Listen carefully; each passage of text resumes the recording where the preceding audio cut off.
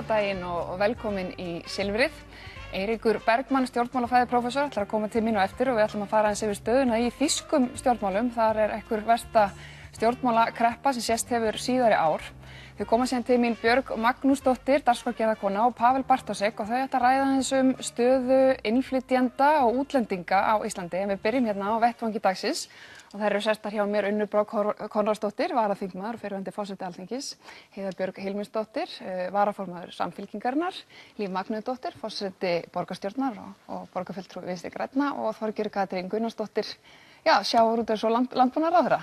En sem kom með velkomnar alla saman. Takk. Ég ætla augljóslega að ræða aðeins þessar byltingar sem hafa átt sér stað og þið stjórnmálakonur komum svo sannarlega með krafti inn í þá umræðu núna í vikunni. Heiða, ætla að byrja á þér. Þú stofnaðir þennan hóp stjórnmálakvenna til þess að ræða kynferðislegt áreiti, misrétti og bara kvenfyrirlitningu sem stjórnmálakonur verða fyrir í starfi sínu. Hvernig hafa viðbrögðin sem að þú fengið við þessu komið þér á óvart eða er þetta svona í takt við það sem þú bjóst við?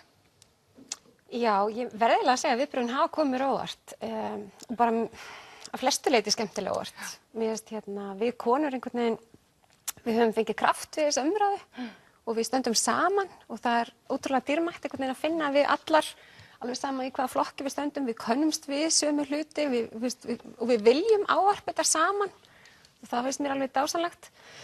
Svo finn ég að svona kannski flokkarnir eru svona aðeins að byrja að nálgast okkur svona misrætt en ég sá unglingahreyfingarnar til dæmis strax gripu þetta og sögðu bara svona viljum við ekki hafa þetta og ég bara eins og við skrifum allar undir við bara skorum á kallana að koma með okkur í að breyta þessari menningu og á flokkana að bara taka þessi mál föstum tökum. Já. Og þetta líka á vinnustæðin okkar því að margt af þessu gerist líka bara á vettvangi þar sem við erum í vinnunni í sveitarstjórnum eða borgarstjórnum og Alþingi. Já.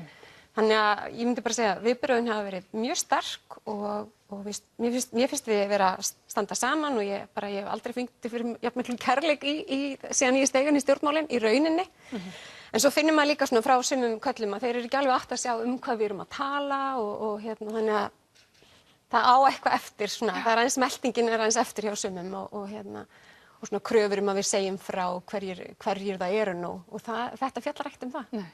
En ef einhvern dauður langar að vita hverjir það eru sem eru að beita konur ofbeldi þá er bara að skora þá að stíga fram. Já. Við berum enga ábyrgð á því að segja endilega nema konur vilji gera það í framhaldinu og það bara ákveður hver og ein kona það. Já. Þetta fjallar bara um menninguna og vissulega er hún ekki bara í stjórnmálunum. Þetta er auðvitað bara eina birtingarmyndum þess hvernig samfélagi okkar er uppbyggt og inn í stjórnmálunum göngum við inn í þessa kallamenningu, kallarnir auðvitað byggu til struktúrinn og einhvern veginn okkur hefur svona svolítið liðið kannski svo við þurftum að dansa eftir því sem að þeir hafa einhvern veginn ákveðið og við ætlum ekki að gera það lengur. Unnur Brá, það hafa svona margar af þessum konum lýst því að vera svona þær hafa kannski upplifað þannig að það að taka þessa slagi að setja mönnum skýr mörk eða kvarti yfir einhverju gæti veiktar og það var náttúrulega kannski sérstaklega við um stjórnmálakonur sem eru alltaf að reyna að selja ímynd sína og vilja ekki virka veikar. Er þetta eitthvað sem að þér finnst þú kannast við á konunum í kringu þig og er þetta kannski bara eitthvað búið núna? Verður það hægt að vera veikleikamerki ef að konur setja svona framkomi skýr mörk?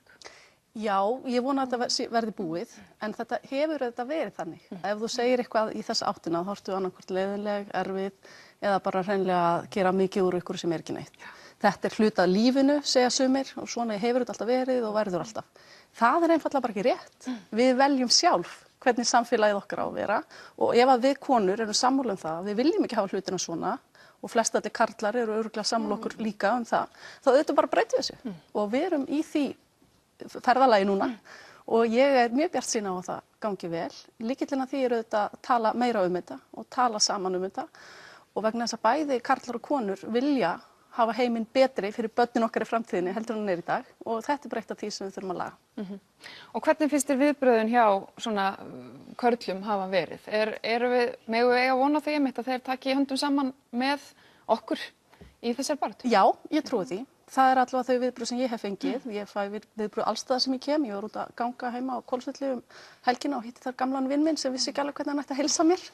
Og það var bara mjög einfalt. Ef að menn get ekki gert greinamun á einhverju áreiti og að heilsa vinum sínum þá þurfa menn aðeins svona bara að ræða það við félagana og átta sig á því og við þurfum bara að fara í það og vegna þess að það er auðvitað þannig að ef maður veit ekki hvað maður er að gera rangt þá er maður rosalega erfitt með að breyta því þannig að maður verður duglegur bara að benda á hvað maður betur að fara og hvernig við viljum hafa hlutina. Já. Líf, hvernig blasir þetta við þér? Ég meina að þetta hefur líka verið sett í samhengi við þennan stutta endingatíma kvenna í stjórnum. Akkurat, einmitt. Og ég held einmitt að samtali hér, það er svo gríðarlega mikilvægt eins og Unnur bara kom inn á og þessar sögur þær skipta líka mjög miklu máli þó svo í rauninni að þetta hafi ekkert komið mér sérstaklega óvart. Þetta er svona gegnumsýrt einhvern veginn samfélag sem við búum við konur höfum orðið svolítið samdauna líka og látið þetta bara einhvern veginn svona leiðum þetta hjá okkur og höldum áfram að því við eigum einmitt hættu á því að verða útskúfaðar ef við segjum eitthvað, þetta er væl í þér og svo framvegis. Þannig að samtalið skiptir gríðarlega miklu máli og umfangið, það verður að vera sýnilegt. Og þess vegna er svo mikilvægt einmitt að þessar sögur séu festar á blað, að við ræðum þær, að við lesum þær. Þær eru allar mjög misjafnar þessar sögur og alveg frá því að vera í áreitni sem er bara hægt að sækja til saka fyrir og síðan í smávægilegt sem er svona bundið við menningu sem við þurfum að uppræta og það er eiginlega svolítið sorglegt, það finnst mér, að hvað þetta komið samt lítið og óvart. Og í 100 ár þá hefur áunnist mikið í kvennabaráttu en samt erum við ennþá þann dag í dag að færa þetta fram í dagsljósið. Bara rétt eins og kvennalistakonur gerðu hér áður fyrr. Þetta er sama vandamál og getum við ekki bara farið að uppræta þetta. Og jú, ég held að þetta sé álag. Álag á konur er meira og ég ætla bara að fullyrða það í pólitík heldur en fyrir kalla. Eins og Heiða nefndi hérna, við göngum inn í svolítið karllæga menningu í pólitík sem er búin til af köllum í gegnum aldirnar. Kannski, þú veist, jú, saga Íslands í því tillit er kannski ekkert svo rosalega löng, en þessi hierarkíski strúktúr, hún verður líka að linna og fólk í valdastöðu og kallar hafa hingað til verið í valdastöðum gagnvart okkur, gagnvart konum, gagnvart samfélaginu, fólk verður bara að fara að haga sig almennilega. Og bara þar þurfum við að taka höndum saman, allt samfélagið, skólar, stjórnmálin, uppeldi, foreldrar við öll. Og þetta er líka hluti af þessum kynjaða kúltúr sem við erum bara að ávarpa, hvað körlum leyfist að gera og hvað konur þurfa að þola. Og ég held að við þurfum bara öll að leggjast á eitt í þessu, karlar og konur til þess að uppræta. Þorgerður, það virðast allir vera sammála um það að þessi umræða er af hinu góða, hún verður að halda áfram, en hver eru síðan að þínum mati næstu skref? Hvað er þetta að gera meira til þess að halda þessu lifandi lengur heldur en eins og oft er á Íslandi, svona stormur í vatnsglasi og svo kemur næsta mál og þá gleymist þetta? Þetta verður bara einhver búbla. Þetta verður nefnilega ekki búbla og ég finn það bara strax hafandi verið 25 ári í pólitík, vá, hvað er langt að við, sko. En þetta strax styrkir allavega mig. Ég er með margþætta reynslu á ákveðnum sviðum, líka reynslu sem að ég hef viljað loka niður í skúffu, allavega en þá. Og þetta styrkir, þetta framtak styrkir mann og það sem styrkir mig líka er að horfa ekki síður á, það er oft talað um að eldri konur, þú veist, ákveðna fyrirmyndir og það er sko sannarlega þannig að allmest eins og kvennalistakonurnar, þær eru hvatningin, þær eru krafturinn, þær eru ótrúlega sterkar fyrirmyndir, allavega fyrir mig og að horfa líka núna ungu konurnar, hvernig þær eru að bregðast við og þær eru að bregðast við eins og ég hefði viljað bregðast við bæði í upphæðu míns ferils og síðan í gegnum allt heila gemiki, sko, þannig að þora að setja þessi mörk. Já, að þora að setja þessi mörk að þegar, þú veist, þegar verið að gera alls konar umöðlega hluti að standa upp og segja, heyrðu, slepptu þessu, hættu þessu. En þú ert alltaf að hugsa um að halda öllum góðum, ekki verða vandræðaleg og svo framvegis. Þannig að ég held að til lengri tíma þá mun þetta skila sér til betri stjórnmála. Það sem við eigum að gera núna og ég hef heyrt það að framkvæmdastjóraflokkana tóku meðal annars erindi unga fólksins í öllum unglingahreyfingum til umræðu er að setja þetta í ákveðin farveg, markvissa farveg, að forysta allra flokka taki þetta alvarlega og reyni að koma þessu í þannig farveg að þetta verði viðvarandi. En ég held líka að það skiptir máli því nú er þing að fara að koma saman að því ég horfi með saknaðaraugum á Unni Brá. Ég saknaði henni alveg ótrúlega að þú varst besti forseti sem við höfum haft á þingi, að það verði þá forseti í þinginu sem hafi skilning á þessu, hafi helst einhverja sögu en hafa einhverja sýn í það að fara í þessi mál. Ekki bara segja, heyrðu, þetta komið einhvern farveg inn á stjórnmálaflokkana, það verður að taka þetta líka föstum tökum inn á þingi þannig að kúltúrin þar breytist líka. Unnur Brá, af því að nú ertu lögfræðimenntuð, hún Alda Hrönn Jóhannsdóttir, stjórnandi hjá lögreglunni, hún var með mjög svona góðan pistil á Facebook í gær og sýndi mig fram á það, þetta er ekki bara í stjórnmálunum, þetta er allstaðar, ekki síður í réttarvörslukerfinu og náttúrulega bara hvar sem er. Og hún svona varpar fram þessari spurningu, sko, eru stofnanir og það má jafnvel yfirfæra það síðan að fyrirtæki sjálf í rauninni endilega bær til þess að taka á svona málum þegar upp koma kannski mál gagnvart æðstu stjórnendum eða fólki í valdastöðum, eða er þetta jafnvel eitthvað sem við þurfum kannski að úthýsa og fá einhvern veginn, af því að við búum í þessu kunningjasamfélagi, þessu litla samfélagi, þannig að svona mál verður oft svo ofboðslega erfið og standa fólki svo nærri. Er þetta eitthvað sem að þarf kannski að endurskoða verklag og reglur í kringum svona mál? Já, klárlega þarf að gera það, vegna þess að þú verður að hafa einhvern til að leita til, alveg sama hvar þú vinnur eða hvaðan þú kemur, vegna þess að þetta er ekki bundið við stjórnmálin, þetta er ekki bundið við ákveðnar stéttir, þetta er allstaðar í okkar samfélagi og við viljum laga það allt. Þannig að einhvers staðar þarf að vera kanall fyrir þig, einhvers staðar þarf að geta leitað þér aðstoðar og stuðnings. Og við þurfum auðvitað bara að ræða það í þessu samhengi, hvernig því verður best komið.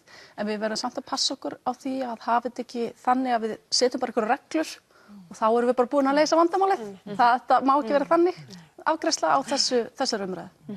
Og við vitum oft líka að því að í Reykjavík þá höfum við margs konar verklagsreglur og við erum einmitt með sem mannauðsdeildin gerði verklagsreglur kynferðislega áreitni á vinnustað og við höfum líka sett þetta inn í mannréttindastefnuna okkar og ávarpað þetta mjög skýrt þar. En það er eitt að hafa plaggið og það er mikilvægt að færa eitthvað í orð en við þurfum líka þá að fara eftir því og þegar mál koma upp þá rekum við okkur oft á vankantana í því sem við setjum okkur vegna þess að úrræðin eru kannski af skornum skammti og það er kannski líka það sem að stjórnmálin þurfa að gera vegna þess að eitt gildir starfsmenn Reykjavíkurborgar sem dæmi og annað gildir síðan okkur stjórnmálamenn og við undirritum reyndar siðareglur og bara mjög til gamans þá fór ég aftur af því að það er gott að alltaf að lesa siðaregluna af og til. Það er ekkert ávarpa þarna hvernig við komum fram hvert við annað. Það er mest verið að hugsa að borgarfulltrúi gæti þeirri háttsemi í starfi að hann fari vel með almannafé eða eitthvað svona en það er ekkert ávarpað einhvern veginn samskipti okkar sem í stjórnmálunum eru. Og þetta, ég til tilefni til þess að taka þetta upp og skoða hvort við getum líka fært þetta í orð og hvaða vettvangur er þá til þess að leysa mál sem kunna koma upp. Er það samband íslenskra sveitarfélaga? Er það innanríkisráðuneytið? Af því að við þurfum líka, við sem erum í stjórnmálum eru að vissu leyti pínu réttindalaus og við erum bara upp á náð og miskunn okkar kjósenda og það er svolítið þannig hvernig tökum við á þeim máli sem kunna koma upp og hvaða vettvangur er til að leysa úr því. Það er ekki bara náttúrulega eðlilega í höndum kjósenda, skiljiði. Ég held þetta sem mjög gild athugasemd hjá Öldu Hrönn og það sem að Líf er að koma inn á. Við verðum að gera þetta þannig að þetta raunverulega virki, að það verði hægt að taka þetta lengra. Og hluta því að þetta hefur ekki kannski komist fyrr upp á yfirborðið er einmitt þessi klemma sem að stjórnmálakonur hafa verið í. Við erum í stjórnmálum og við erum hrædd við að einmitt að valda einhverju vandræðum. Fyrri tíma þurfti bara að gera alls konar hluti til þess að halda áfram, komast áfram í innan flokka eða utan. Þannig ég held að kunningjasamfélagið, það er ekki að hjálpa þarna. Þannig ég held að það þurfi að taka þetta frá því sviði og þetta bara gildir allt. Þetta er líka bara eftirlitshlutverk sveitarfélaga innan gagnvart fyrirtækjum. Það er erfitt í smærri samfélagum að halda slíku eftirlitshlutverki heldur en í stærri samfélagum. Þannig við þurfum einhvern veginn að koma upp svona vélvirkjun í því að taka málin úr höndum þessa nærsamfélags yfir í eitthvað sem er meira hlutlaust og hægt að styðja þá við bæði stjórnmálamenn og konur. Ég held eins og við í Reykjavík, við settum á fót núna ofbeldisvarnarnefnd þar sem að í sitja stjórnmálamenn, líka aðallega frá lögreglunni, frá landlækni, frá hinum ýmsu grasrótarsamtökum, þar sem að við tökum þessi mál einhvern veginn inn á hið pólitíska borð og ætlum okkur að hafa það þar varanlega. Og ég held að við verðum bara að gera það líka í Alþingi og líka helst allt land að einhvern veginn taka þessi ofbeldismál bara föstum tökum og einhvern veginn taka þetta með fræðslunni, breyta lögum ef þarf, breyta verkferlum ef þarf, því þó við sem núna ávarpa okkar umhverfi og það sem við erum að lendi, þá vitum við þetta, kannski sárasta birtingamyndin í ofbeldi gagnvart börnum og við einhvern veginn látum þá svolítið viðgangast með því að taka þetta ekki föstum tökum og bara breyta verklagi þannig að þetta sé allstaðar þannig að það stóð einhvers staðar að börn þurft að segja frá 10 sinnum áður en einhver hlustar. Ég meina þá barna bara þurfa að segja einu sinni frá og við eigum að grípa inn í sem samfélag.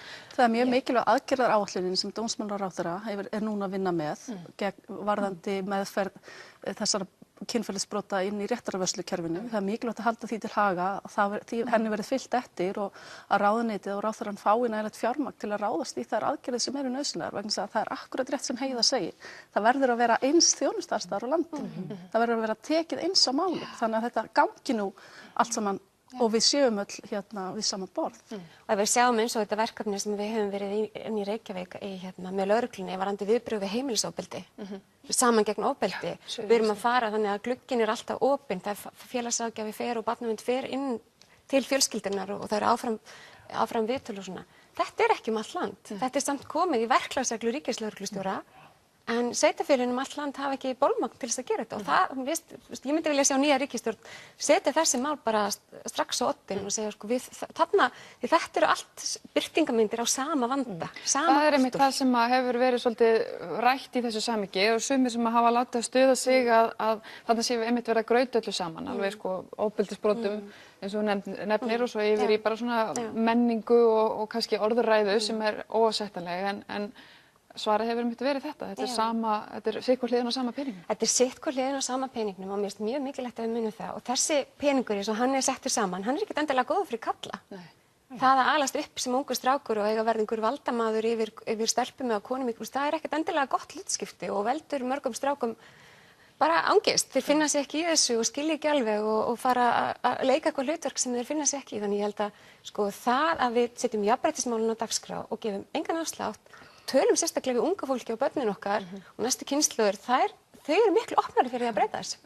Þau eru alveg til að skoða þetta meira. En ef við erum bara látum þetta vera og látum við bara horfa á klám á netinu eða einhverja kalla, valdakalla út úr heimi eða hérna heima, þá stoppar þetta ekki. Þannig ég held við verðum bara að taka þetta samtal opið og við munum öll gráði. Já, ég held einmitt að forvarnir og fræðsla séu lykillinn í að meðal annars uppræta svona hegðun sem er óviðeigandi og kannski ekki meðandi vegna þess að hvenær byrjar sá sem að gengur inn í slíka menningu sem er meiðandi og þrúgandi og skemmir fyrir, hvenær brýtur hann af sér? Við vitum það ekki, en það gæti orðið til þess að þetta sé triggerinn að því að við þurfum að setja skýr mörk og við þurfum að tala saman um þessa hluti og við þurfum, og ég veit alveg að það hefur reynst mörgum erfitt að koma fram með sína sögu af því að þetta er eitthvað sem kannski þér þykir vænt kannski eitthvað sem það þarf að starfa með, eitthvað sem að hefur gengið freklega á þín mörk einhvern veginn og þú hefur ekki sagt frá eða þú hefur ekki, þannig að maður fyllist líka sektarkennd og ég held að þetta sé líka þessi sektarkennd sem að konur þurfa að bera sem er líka álag. Þannig að þetta er ekki bara svart og hvítt, þetta er svo margþætt, þetta eru svo margir núansar en við þurfum að minnsta kosti að tala saman. Já.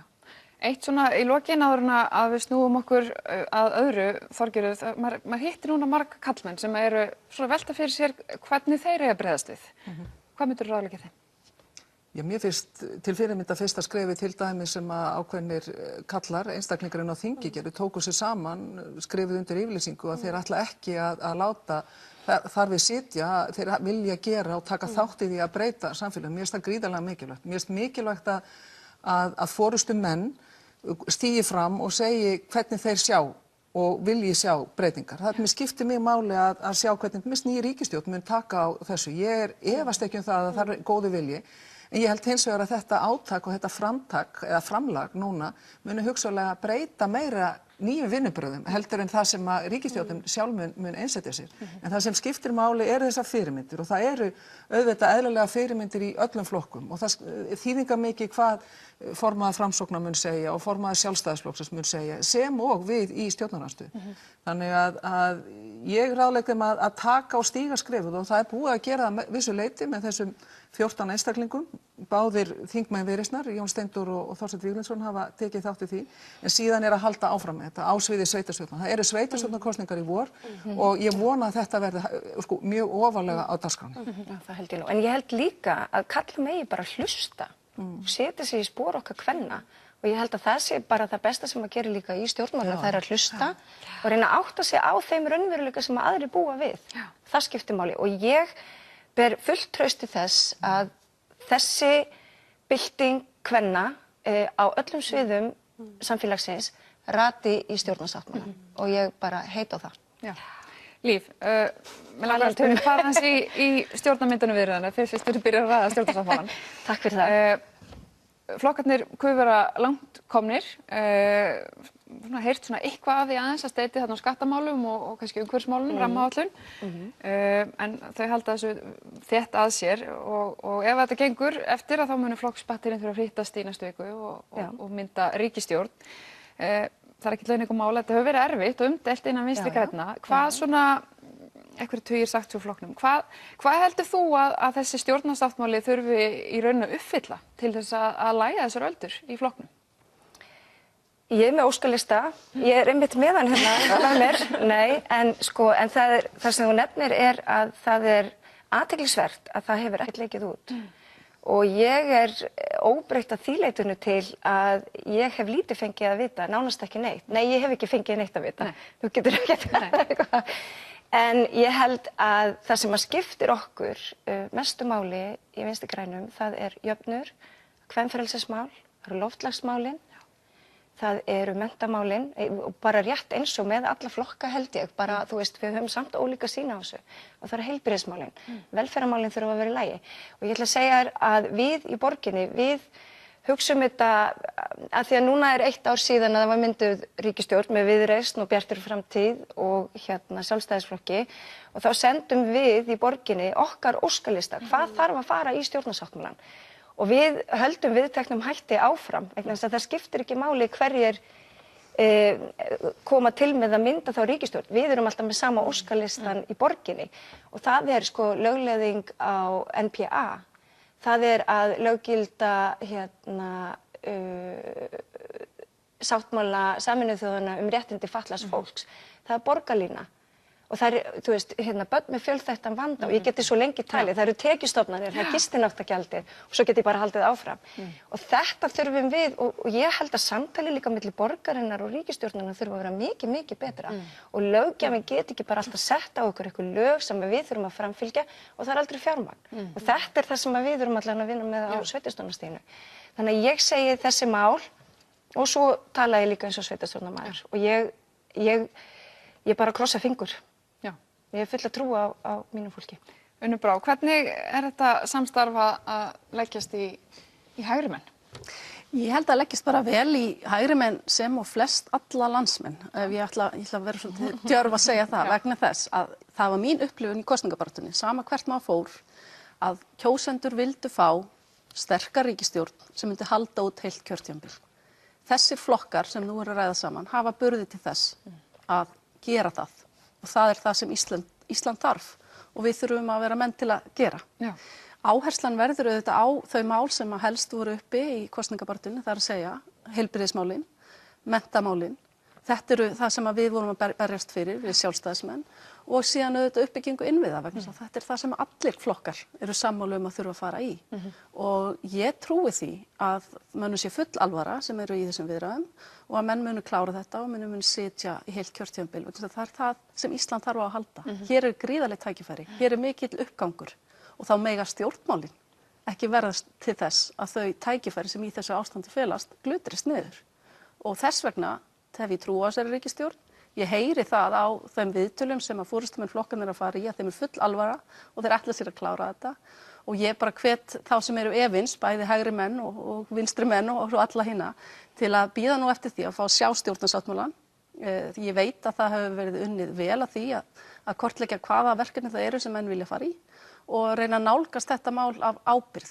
Það hefur komið svolítið óvart undanförnu hversu margir stjórnmálamenn eru tilbúin að stíga fram og segja ég get ekki unnið með þessum og hinum. Mér finnst það mikil óvirðing gagnvart kjósendum.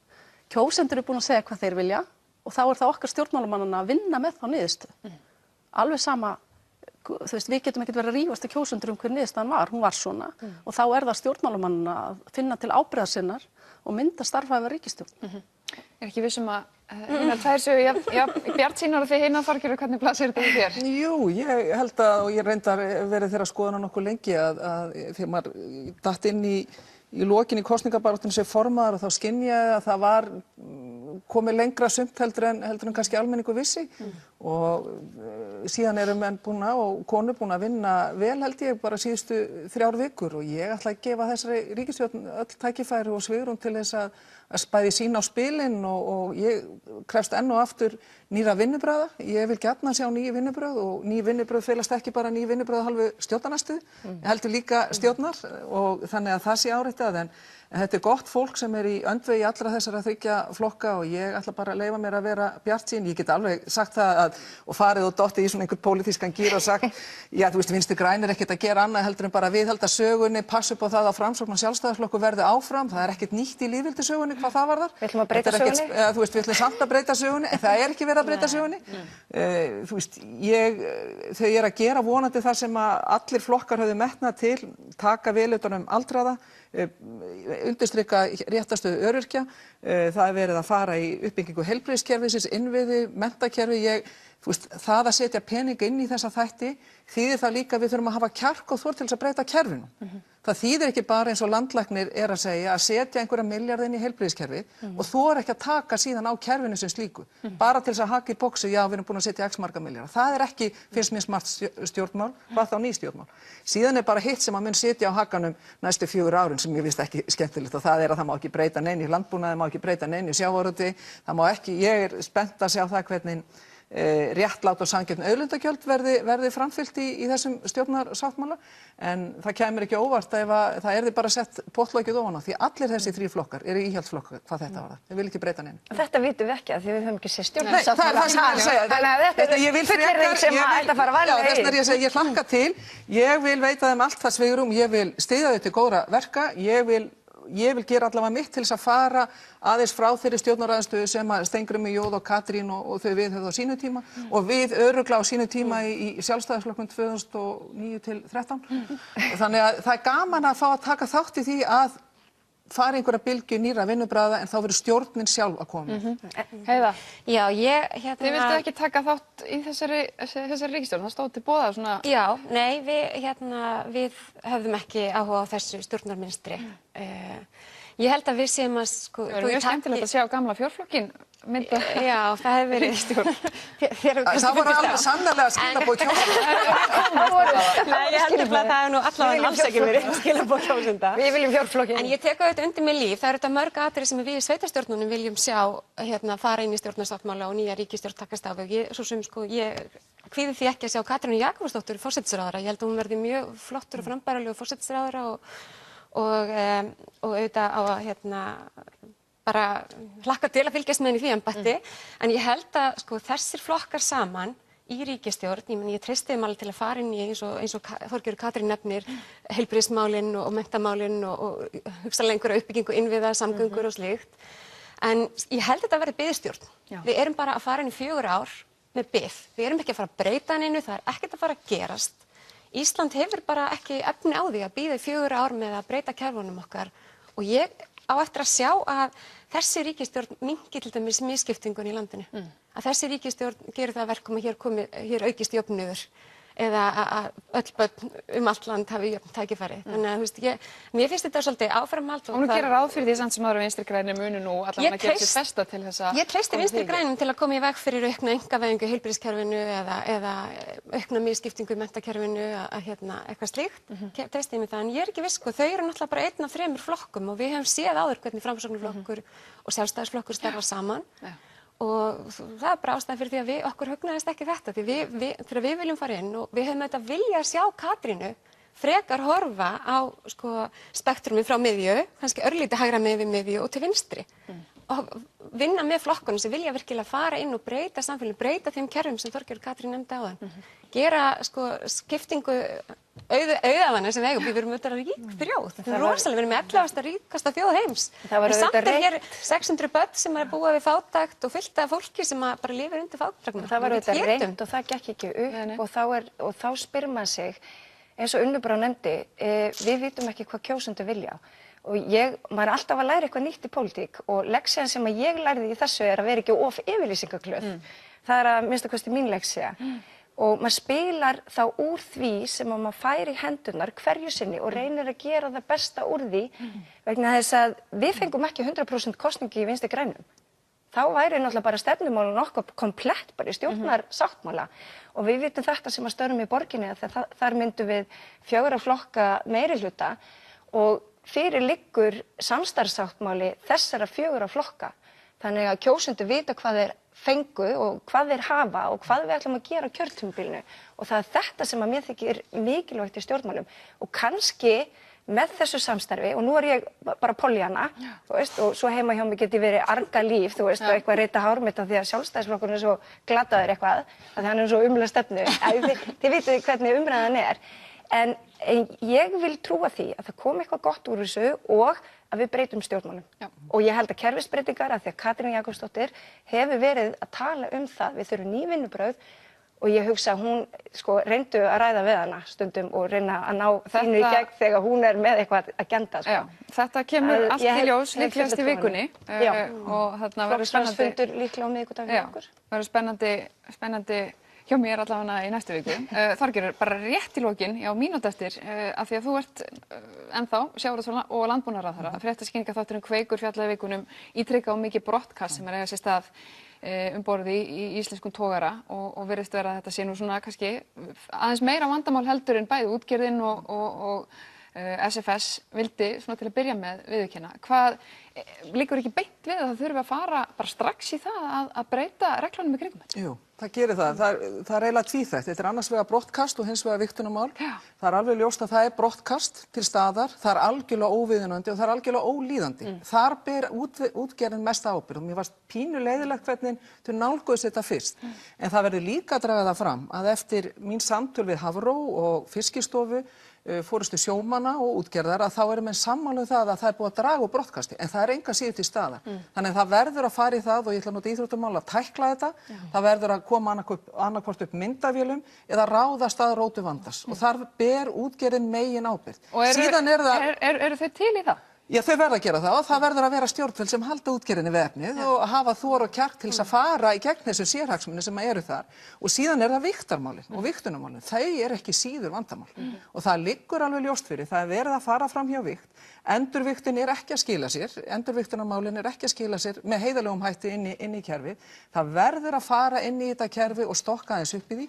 Við tókum gott skref síðasta vor með því að auka gagnsæi, með því að miðla upplýsingum til dæmis ísprósentur fyrirtækja sem að skiptir mjög miklu máli upp á aðhald og eftirlit, en það er bara ekki nóg og við þurfum að taka meiri skref og við þurfum að taka þennan þátt Kveik alvarlega. En hvað með strangari viðurlög? Já, ég er að segja það vantar strangari viðurlög, það vantar auknar eftirlitsheimildir, en það vantar líka... Það verður náttúrulega að styrkja Fiskistofu, ég meina, forstjóri segir bara berum orðum, ég get ekki uppfyllt lagalega skyldu mína. Já, það er að hluta til rétt, af því að síðustu 2-3 árin hafa farið hjá forystumönnum Fiskistofu og forstjóra Fiskistofu mikið í það að byggja upp stofnunina því henni var splundrað.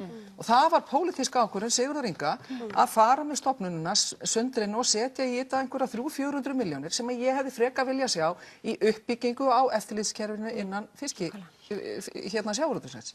Tíminn er búinn. Takk kærlega allar fyrir komuna. Við verðum hérna aftur að vörmu spori með Eiríki Bergmann.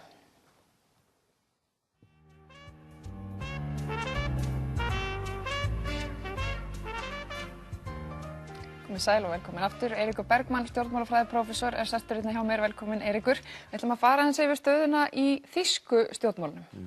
Ég sagði hérna upp á við að menn eru að tala um einhverja mestu stjórnmálakreppu sem sést hefur í seinni tíð í Þýskalandi. Af hverju er talað um svona áslega mikla kreppu? Það er alveg ennþá fullt af möguleikum á borðinu.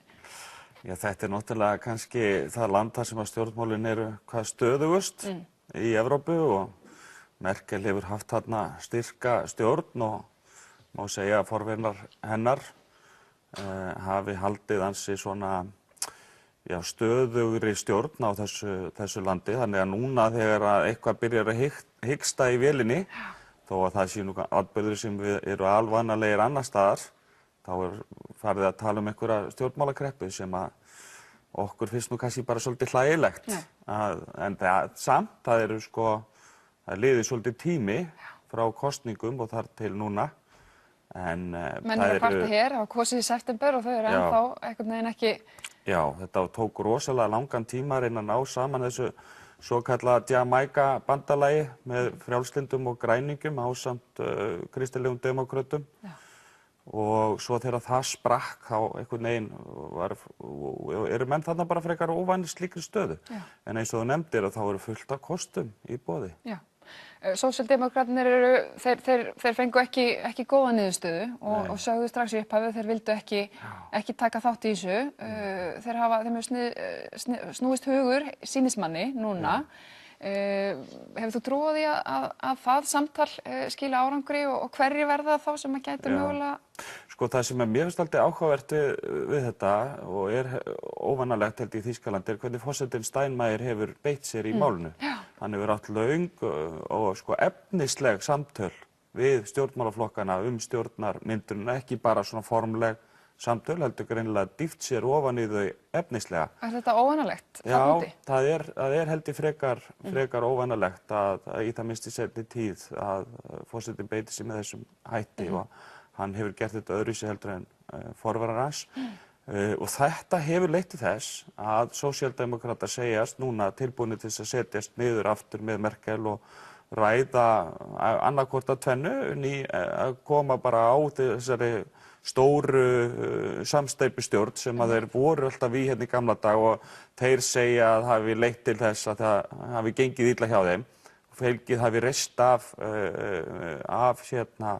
sósíaldemókrötum vegna samstarfsins við stóra kristilega demókrataflokkin og þeir lýstu því strax þá eftir kosningarna núna að nei, þeir myndu ekki vilja fara í svona bandalag aftur, það væri ekki niðurstaða kosninganna en núna er forsetinn eiginlega búinn að tala fyrir þeim að þeir þurfa að koma aftur að borðinu annarkvort þá inn í stjórnina eða styðja minnihlutastjórn Merkel og núna bara áðan voru að koma fram alls konar svona skilyrði sem að þau voru að setja. Þeir vilja fá aukið fé inn í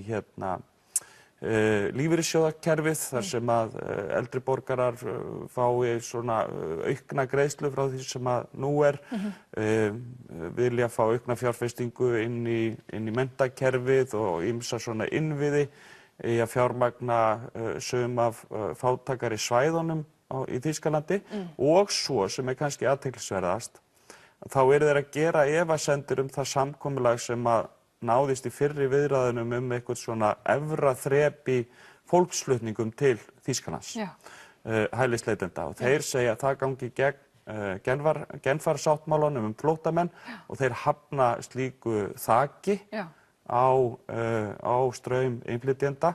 Þannig að í fyrri viðræðum voru menn einhvern veginn búin að tala sig inn á að þrengja verulega að möguleikum fólks til þess að setjast að í Þýskalandi en nú virðast þeir vilja sprengja það upp og þannig að ennþá er það baráttan opnun eða lokun Þýskaland sem virðist alltaf ráða niðurstöðunni í stjórnarmyndunar viðræðum. Og þetta er í rauninni líka það sem að gerir stöðuna svo flókna. Það er þessi hægri popúlistaflokkur sem að hefur sett sig upp á móti auknum fjölda innflytjenda sem allir útiloka.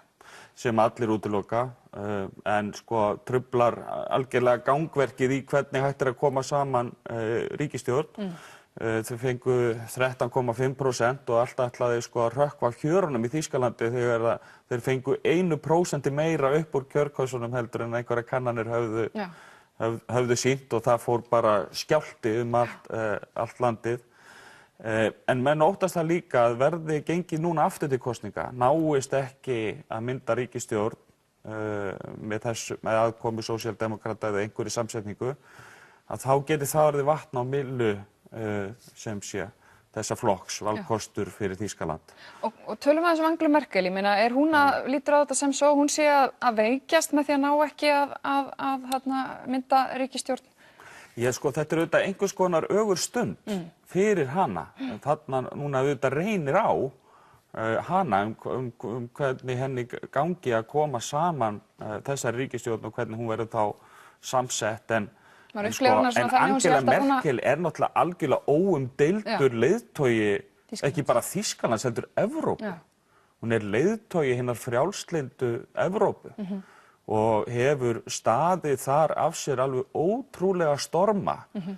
Í gegnum álfuna hafa sko feykst þjóðernispopulískir straumar út allt. Uppgangur hálffasískra populistaflokka allstaðar í álfunni, sérstaklega í austurhluta álfunnar, þar sem sum ríki eru bara farin mjög langt inn í einhvers konar hálffasisma og þá það hún sem hefur staðið vörð arfleið hinnar frjálslyndu Evrópu og þetta hefur gert hana sterkasta stjórnmálamanni álfunnar, þannig að þegar menn eru að tala hana og hvort að hún hafi veikst eða ekki veikst, þá ágætt að halda þessu samhengi til haga, að við erum ekki að tala bara einhvern stjórnmálamann. Nei. Myndi sko ef hún næri sig ekki núna, mann hefur þá alltaf tilfinningunum með Merkel og hún sé búin að hugsa sko 10, 20, 100 leiki fram í tíman, en ef þetta tekst ekki, gerur ráð fyrir að það verði vegið að henni jafnvel innan hennar eigins flokks eða mun hún bara einmitt eins og segir halda sinni sterku stöðu? Ég held að það sé náttúrulega bara í hennar höndum, hún náttúrulega búin að vera mjög lengi, það ekkert óeðlilegt að ef þetta gengur ekki, að þá myndi hún sjálf kjósa að stíga til hliðar, en ég held að það sé enginn sem muni þvinga hana til þess eins og ég séð það sko. Maður átti að sögðu ekkert almennilega öllum inntryggum í þessum flokki. Nei. Mér langar að spyrja þig að því þú varst að tala mitt að hún sé búin að vera í þessu óbáslega sterka hlutverki líka í Evrópu. Sérðu fyrir þér, hvernig standa aðrir flokkar í Þýskalandi einmitt í þessum Evrópumálum og sérðu fyrir þér að jafnvel Macron geti eitthvað tekið við krúnuna af henni jafnvel? Hann náttúrulega að reyna það. Og núna stendur fyrir dyrum sko ný fjármálaáætlun Evrópusambandsins og meðan að sko hún stendur í þessu í Þýskalandi þá Macron í Brussel að reyna að svona véla þau mál öll og hefur núna sett fram og jafnvel að styrkja stöðu sína. Já, og hefur sett fram það sem hann kallar umbótaáætlun fyrir Evrópusambandi, þannig að en sko öxullin hefur alltaf verið þessi tvö ríki, Þýskaland og Frakkland. Það var óvanalegt ástand tíma þegar að Frakkland rödd Frakklands var frekar veik á Evrópusviðinu undir Hollande. Það var svona og Þýskaland tekur algjörlega við stjórninni. Það miklu eðlilegra og svona venjulegra ástand fyrir álfuna að þessi tvö ríki haldi sinni svona samstjórn, má segja. Á þessu apparati, þannig að kannski aldrei mikilvægara núna eftir Brexit að þau séu... Já, algjörlega. Og líka vegna þess að þetta apparati þetta auðvitað pólitískt bandalag utan ákveðnar hugsjónir sem að felast í opnun, frjálslyndi, samvinnu og svo framvegis og standa gegn öflum sem að hvetja til lokunar og útilokunar og að halda mönnum frá og aðgreiningar milli landa þessara stríðshrjáðu álfu og þá skiptir það auðvitað verulegu máli að ríki eins og Þýskaland, þar sem allir stjórnmálaflokkar svo gott sem fyrir utan þennan popúlistaflokk eru einhuga þetta verkefni. Og þannig hefur Þýskaland verið, þetta svo sérkennilegt hvernig stjórnmál velkja sko, þetta land sem að steypti álfunni hörmungar í tvígang og skelfilegustu þjóðernishyggju sem getur, hefur núna allar götur frá seinna stríði verið sko farvegurinn fyrir hina frjálslyndu Evrópu og ég sé það ekki breytast. Nei. Eiríkur Bergmann, takk kærlega fyrir komuna. Björg Magnúsdóttir og Páll Bartósek setjast hérna hjá mér.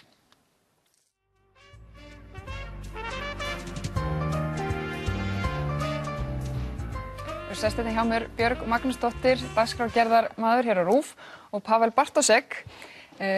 varaþingmaður, fyrrverandi þingmaður Viðreisnar, velkomin bæði tvö.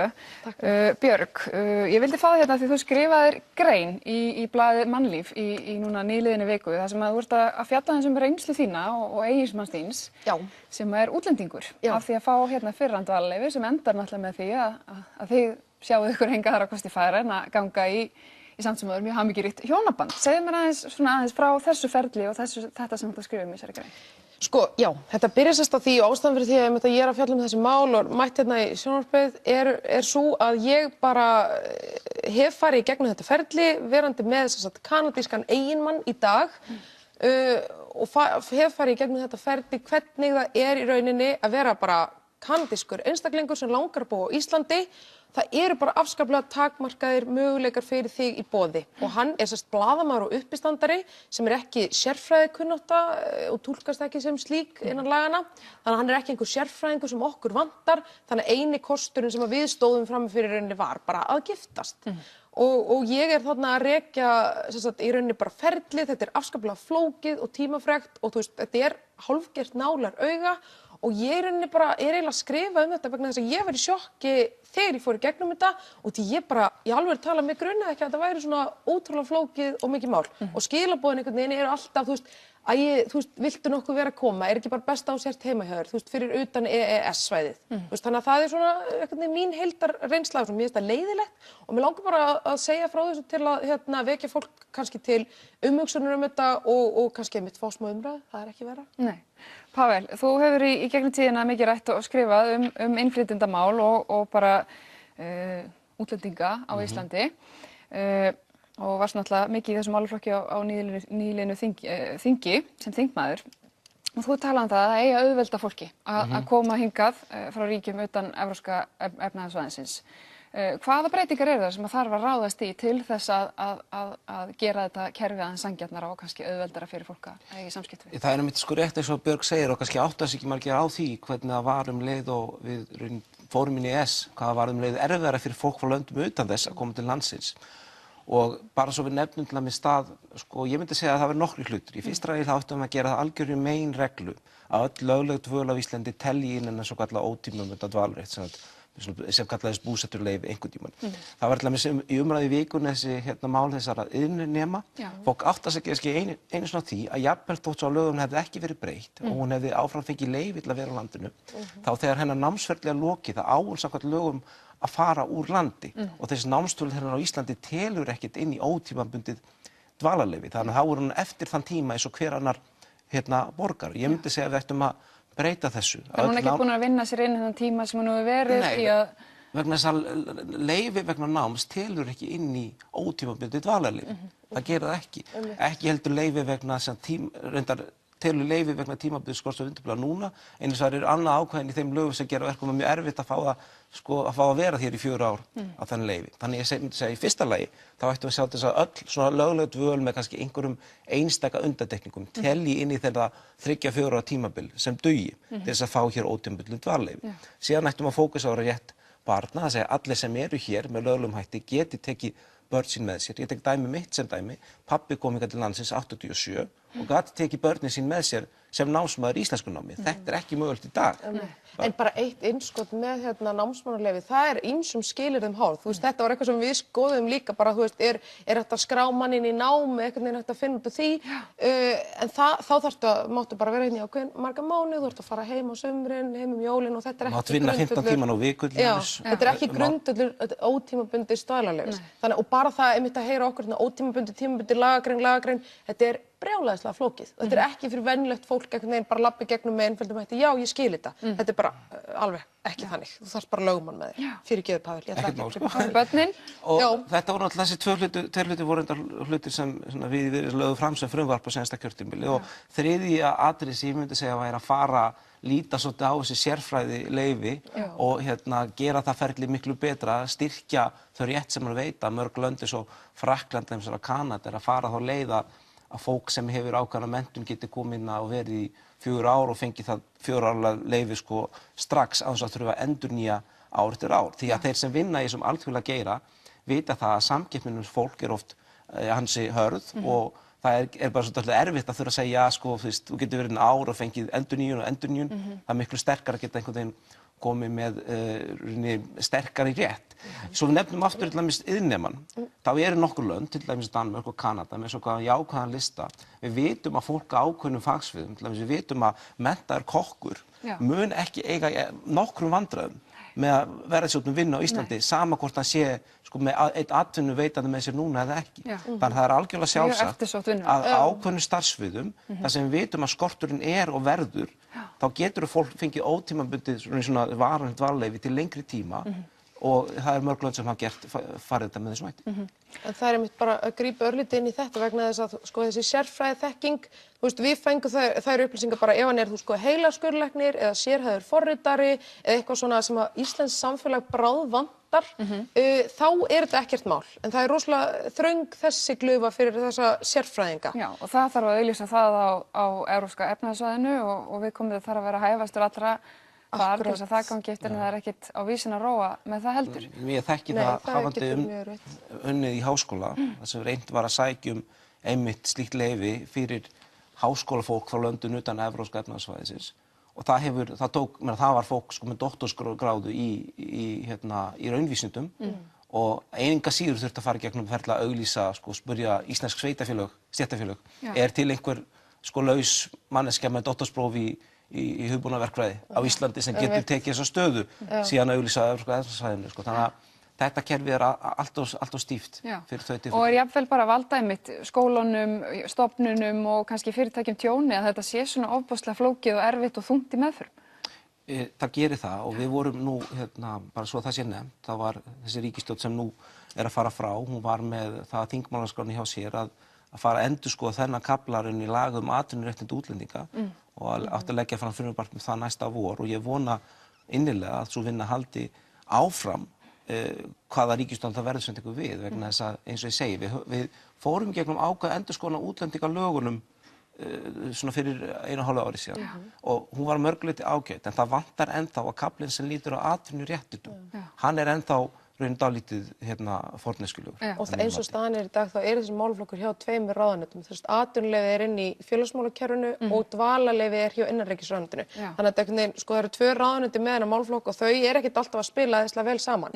Og bara því þú spurðir, veldur þetta stofnunum og skólum og svona vandræðum, bara hiklaust já. Það svo margir sem bara nenni ekkert að standa í þessu. Og hvað gerist þá? Nú við fáum ekkert hæfileikaríkt fólk alþjóðlegt vinnuafl. Þetta enda bara þannig að það bara nonni úr sjoppinu sem sækir að því að þetta ógeðslega mikið vesen að fara velja hina leiðina. Og ég meina, þetta veldur væntanlega ekki bara einmitt opinberum aðilum eða fyrirtækjum tjóni, þetta rándýrt ferli eins og þú kemur inn á í grunninn. Já, þetta það og það eru margar ástæður fyrir því, meðal annars svo að sko meðan ferli stendur yfir og ég meina í okkar tilfelli var það kringum 2 ár og það ekkert, óvanalegu tími. En þetta, meðan á ferlinu stendur þá má viðkomandi bara vera á Íslandi í 3 mánuði í senn, svo þarf viðkomandi að fara 3 mánuði fyrir utan EES-svæðið, svo má viðkomandi koma aftur í 3 mánuði til Íslands og svo framvegis. Og ég meina, það bara sér það hver maður að þetta er ekki auðveldasta leiðin til að lifa sínu lífi. Nei, og þú getur ekki unnið með hvorki með dvalarleyfi né kennitölu. Akkurat, þannig að ef þú ætlar að vinna, þá verður að vinna svart eða þá vera upp á einhvern annan komin, hvort sem það er hér á Íslandi eða í heimalandiðinu. Þannig að ég meina auðvitað tekur það, bara jákvæðan hvata frá þér ákveðið sjálfstæði og bara sjálfstraust. Það eru mjög margir sem tala það, bara þú ert alltaf upp á einhvern annan komin og þetta svona mjög kvíðavaldandi fyrir marga að fara í gegnum þetta. Sem ég held að skili sér í traustmælingum á Útlendingastofnun. Það bara því miður fólk lítur til þessar stofnunar, þeir sem hafa farið í gegnum ferli hjá stofnunni líta til hennar með ákveðnum kvíða og neikvæðum hætti. Það er bara staðreynd málsins. Já. Pavel, þú talaði að við setjum í rauninni innflytjendum frekari skorður heldur en nágrannaríkin á nokkrum sviðum og hefur til dæmis talað að útlendingar í rauninni upplifi sig ekkert endilega velkomna inn á íslenskan vinnumarkað og kannski einn af ástæðum fyrir því að svona óbúslega mikið af útlendingum hér séu í sjálfstæðum atvinnurekstri og þar samt sem áður mæta þeir einhverjum hindrunum. Ég veit ekki hvort ég hef talað að þeir upplifi sig ekki velkomna. Ég held að viðmót Íslendinga gagnvart innflytjendum sé almennt frekar jákvætt. Það sést á reyndar alþjóðlegum mælingum eins og Gallup hefur gert slíka könnun og það kemur ljós að ekkert land í heiminum hefur sko meðal almennings jákvæðra viðhorf gagnvart innflytjendum. Þetta hefur stórbreyst á síðustu árum samt. Það hefur það skilað sér ekki í löggjöf. Ég held að okkar viðmót gagnvart innflytjendum sé miklu jákvæðara heldur en okkar löggjöf segir til vegna þess að ef við berum saman löggjöf ólíkra landa, þegar kemur einmitt að því réttinn til að taka börnum með sér, réttinn til að stunda sjálfstæðan atvinnurekstur. Það vita það ekkit margir en útlendingur sem hérna á tímabundnu dvalarleyfi, hann má ekki greiða sér reiknað endurgjald, hann má ekki stunda sjálfstæðan atvinnurekstur. Þannig að það er líka eitthvað sem, þar skerum okkur og svolítið úr hvað varðar til dæmis Norðurlönd. Sko, hvað stoppar þær breytingar sem að liggur fyrir að þarf að gera og hverjir eru á móti þessu og af hverju? Þetta virðist allt svo borðleggjandi sem þið eru að nefna hérna og svona myndi hafa augljósar jákvæðar breytingar á Íslands samfélag. Ég veit í hverju ég vilji benda á einhvern, hins vegar þá hefur verkalýðshreyfingin oftast nær verið sá aðili sem þetta hefur kannski strandað á og breytingar á útlendingalögum seinast sem náðist í gegn með því að pólitíkin tók völdin og nefndin sem starfa lögun var pólitísk nefnd. Þannig ég held að það sé kannski ákveðið svona, ég held að viðhorfið innan pólitíkurinn til þessa málaflokks sé þrátt fyrir allt frekar svona jákvætt á meðan það kemur að einstaka kannski stofnunum sem þurfa alltaf að vinna það að vera þessi dýraverðir sem í því hlutverki sem við setjum þeim eða aðilum sem sjáum hagsmuni einstaka hópa. Þar koma kannski sérhagsmunirnir meira fram. Hvað skýrir þetta hjá verkalýðsfélagunum? Er þetta einmitt bara það að passa upp á að Jóni sjoppunni að sé ekki neitt vegið að honum? Ef ég var að setja fram á sanngjarnan hátt, þá er alltaf áhyggjur einhvers konar félagslega undirboði að í stað þess að íslenskt launafólk fari í störf, þá getum við frekar haldið launum niðri og með að fá erlend vinnuafl. Ég held að sé sanngjarnasta framsetningin á þessari aðstöðu. Hins vegar er staðan í dag náttúrulega sú að það er gríðarlega skortur á vinnuafli. Það er allstað það sem kemur, hvort sem það er fólk sem er að þrífa, fólk sem er að byggja, fólk sem er að afgreiða hótelum. Þá er þetta oftar en ekki orðnir erlendir ríkisborgarar í dag og það stafar náttúrulega bara fyrst og fremst að því að vantar fólk í þessu störf. Þannig ég held að það hljóti að koma til svona vel til móts við þær áhyggjur. Já, og eru menn ekki í rauninni einhver leið að fara kannski ekki framhjá þessu en samt sem áður ná sér í þetta ódýra vinnuafl hvort heldur sem er í gegnum starfsmannaleigur? Jú, að einhver leyti, svo náttúrulega er þetta mikið til fólk frá löndum Evrópska efnahagssvæðisins. Ég þekki satt að segja ekki tölfræðina á bakvið það neitt nægilega vel, en ég held að eins og segi miðað við stöðuna á vinnumarkaðnum þá væri mjög eðlilegt að búa til kerfi það sem fólk frá grænhöfðaeyjum eða löndum utan Evrópska efnahagssvæðisins gæti komið inn í þessi störf þar sem vantar án þess að þurfa að fara þessa hælisleitar og mannúðarleið sem er leiðin sem fær í dag og er sann að sagna allt og dýr fyrir venjulega flutninga fólks milli landa. Björg, rétt í lokin þú sem leikmaður og með reynslu af þessu, hvað finnst þér þurfa að gera? Sko, hér var nefnt einmitt vinnumarkaðurinn, hann er svona dálítið að vernda íslenska aðila og það er bara gott og vel, það er auðvitað hans hlutverk, en það má deila hlutum hvernig það er gert. Ég verð að nefna sérstaklega Útlendingastofnun.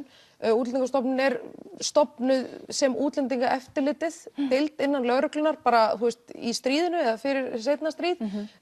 Það er grunnurinn sem stofnunin byggir á í dag. Mér finnst hún vera dálítið mikið að sveigja sig átt að því að vera eftirlitsstofnun en ekki þjónustustofnun. Ég tel að það þurfi að gera allt þetta ferli mun notendavænna. Fyrir hvern eru starfsmenn Útlendingastofnunar að vinna? Eru þeir að vinna fyrir kerfið, embættismenn, eða eru þeir að vinna fyrir þá sem sannarlega þurfa þjónustu þeirra að halda? Þannig að, já. Takk hérlega fyrir komuna bæði tvö. Við höfum þetta ekki lengra sinni og verðum hérna aftur í næstu viku. Takk fyrir í dag.